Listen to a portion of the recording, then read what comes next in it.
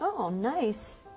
Parents will tell you kids say and do the darndest things. We used to laugh and call him an old man. Quirky and cute, says Erica Ruhlman, that her 2-year-old son Luke seemed obsessed with safety in and around their suburban Cincinnati home.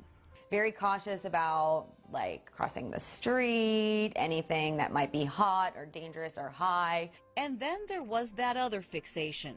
I think I specifically asked him, why did you name the ladybug Pam? And he said, I just think it's a nice name. Soon, everything was Pam, with increasingly peculiar comments.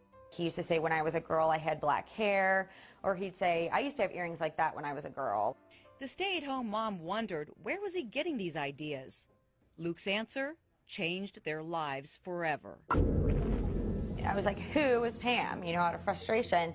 And that's when he turned to me and looked at me and said, well, I was. And I was like, what do you mean you were? And he was like, well, I used to be, but I died and I went up to heaven. I saw God. And then eventually God pushed me back down. And when I woke up, I was a baby and you named me Luke.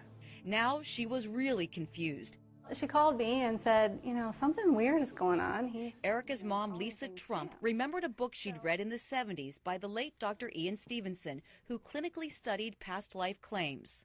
We started to realize that perhaps we did actually have something there.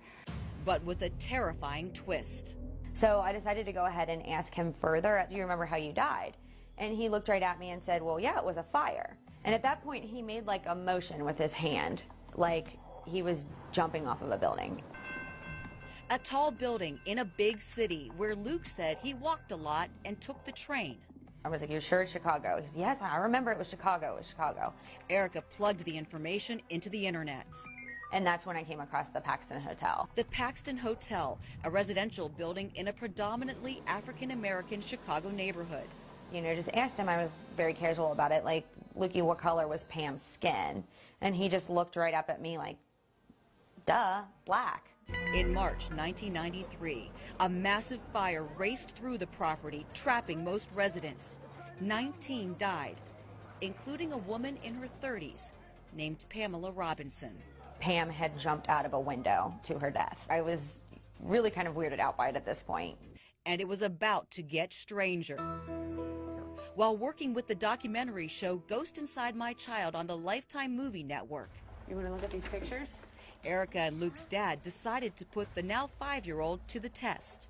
I had found a picture of Pam, and we had put it on a sheet of paper with a bunch of fake pictures. What's familiar mean? I didn't really think that he was going to pick the right one. But with the cameras rolling, I know someone I can recognize. But I remember when this one was taken, and he pointed to the correct one. It's Pam. It took me a couple days to wrap my head around it. I couldn't sleep. I thought about it constantly. They say immediately their thoughts turned to Pam's family still in Chicago. We reached out to them. They said no comment at this time. However, a family member did speak with Erica, and she says she discovered even more similarities. I know that Pam was a big like Stevie Wonder fan, and Luke like really likes that era of music. She played the keyboard a lot. And one of the things that Luke, his favorite toy at the time was this little tiny piano that he would tote around with him. And just as Erica was becoming truly connected with Pam's memory, Luke let her go. It's like he got it all out, he was finished, and he had nothing more to say about it. But the family continues to share their journey with anyone who will listen, not seeking fame or fortune. We didn't receive any money for the show. They tell Luke's story because they say it's a message that needs to be told.